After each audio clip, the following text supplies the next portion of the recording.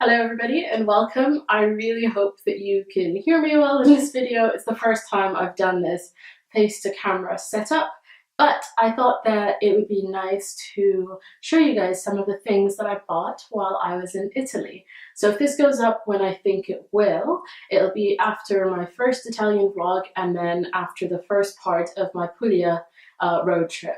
So I hope you guys enjoy having a look at the kind of things that I bought. It is mostly food-based because Italy and because me. So I'm going to try and get through this as fast as possible so this doesn't drag on. You will have seen, hopefully in my last vlog, that I went to an olive oil tasting, and that was at a place called L'Acropoli di Puglia in Martina Franca. Vincenzo is amazing, and I bought this olive oil that is their Florido one. I also bought this Vivace olive oil. So the Florido, he says that he recommends for use on everything, Vivace more on like cold dishes and stuff like that. So I got both of those. This is a litre. This is 500 ml, I think. I'm pretty sure that's 500 ml. And then I picked up two little Floridos to give away as gifts. So those are going to go to some friends of mine. I also picked up while I was there this cotto di mosto that he makes, and it is amazing. It's basically made from grapes and it's kind of a balsamic, so it's really great as a dressing and stuff like that. And I fell in love with it when I tried it, so I think that was my favorite purchase from there. And then I picked up these taratelli, which is a kind of biscuit that I'll do like a closer clip for you guys later, but it's a kind of biscuit that is known in Puglia. They kind of only make it there. So I picked up two of those bags, again to give away as gifts. Don't know where to start. I also picked up some arborio rice, so just risotto rice. Mostly, honestly, to test out whether there is a difference in buying rice from Italy versus buying it here. So I'm looking forward to giving that a try. I went to Alberobello, which is where the Trulli houses are. If you don't know what that is, I'll put a link below. It's amazing. I'll put a picture actually here as well. It's just really, really beautiful. And it's a UNESCO World Heritage Site now. So I bought this glass kind of ceramic impression, I guess, of the city, and I just thought it was really lovely. I don't really buy souvenirs very often at all, so when I do, it's something that I treasure. Also from Alberobello, I got these kind of like towel cloth, tablecloth things. So there's this one, and then there's this one. I particularly love the detail up here. It's just really, really beautiful. So this one is striped, and then this one has a different kind of pattern, and I really, really love those. And the woman, after I bought two big ones, which weren't cheap, gave me a free little one as well. So I'll definitely be using those in some food photography photos, so you guys will see that on my Instagram and my blog. I also picked up a little espresso cafetiere because I don't have one and they're not easy. Well, I'm pretty sure we can find one in Bahrain, but they wouldn't be cheap. And I had my espresso almost every day through this if I wasn't buying it from a store. And with that, this is the coffee that I was using while I was there. It's called Psycaf.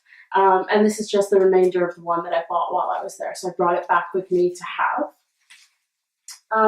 One of the things that I really love is olive trees in general, but the olive tree wood is beautiful. Italy actually has safeguards in place to make sure that people don't chop down the trees and use the wood. But if the tree is dead or isn't bearing fruit anymore, you are allowed to chop it down in order to grow a new one. So olive tree wood is actually very expensive, and it is more so when it's kind of used by artisans. And this one is Oggetti Artigiani in Leghino di Ulvo, I think. Anyway, I will try and link it below, but I picked up this really lovely honey dipper from there, and I just think it's so beautiful, and I'll really look forward to using that. finally, I think we're coming to the end of things. I bought a lot of chocolate. That actually surprised me. I didn't go in intending to buy chocolate at all, but I went into a store one day and I got just a tiny bit of chocolate for me to try, and I fell so in love with it that I knew that I had to bring it back for other people here because they would too. And this is, they would like it too. And this is the one that I personally fell in love with. It's called Vinci, and this is the Gianduja Nicoletta latte, which is milk chocolate with hazelnut, and it is literally melts in your mouth. Like, I can't describe how good that is. So I got 3 of those to give as gifts. I also got a version that is dark chocolate, and me and my mom will probably be sharing that one. And then I also got this, which I just thought was curious. It's called a Cuba, I think because it kind of is shaped like a cigar. And it says cacao aromatic. And I remember when I was looking at it there, it's kind of, yeah, it's extra dark chocolate with a cocoa mass from New Guinea filling. And it's gluten-free. And I just thought that would be a really cool thing to try. So I haven't tried that out yet. And then, again, just more chocolate, same company. This one is a milk chocolate and a dark chocolate with a filling at the inside. And finally, I got 2 chocolate bars for me because they're dark chocolate. This one is just 85% dark chocolate, and this one, the chocolate is from Peru. And it says it has notes of white flour, dried fruit, and honey, and it is really, really lovely. It's very subtle, but really nice. And then this one is coffee-filled chocolate, which I have never really tried, not something like this, so I wonder if I'll like it, but I'm going to give that a go. But that's it. That's pretty much everything. Oh, I got one thing that wasn't a food thing. Let me go get it and I'll be right back. This necklace, which I will insert a little clip of it. I think it's absolutely beautiful. It's actually a dried leaf, like a real dried leaf that is then dipped into 24 karat gold.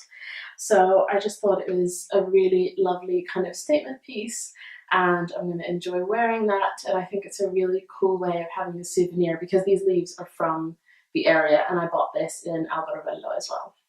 And that's everything. That's officially everything. I hope you guys liked looking into what I bought in Italy.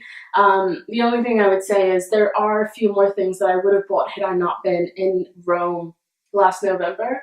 So when I was there in November, I bought some stuff like balsamic, I bought truffles, dried truffles to kind of infuse olive oil in and stuff like that. So there are things that I would have picked up this time had I not picked them up already. If there's anything that you guys want me to talk about, like topics of discussion or particular foods, spices that you think that I think you should have in your cabinet, stuff like that, any kind of video ideas that's a sit down chatty video, let me know, because I'm going to try and start doing these once a week now. So please leave your questions below or on my Instagram, on my Twitter, wherever you like. I hope you guys like this. I hope you like the last and final Puglia road trip vlog that's going to come up on Sunday, and I will see you next time.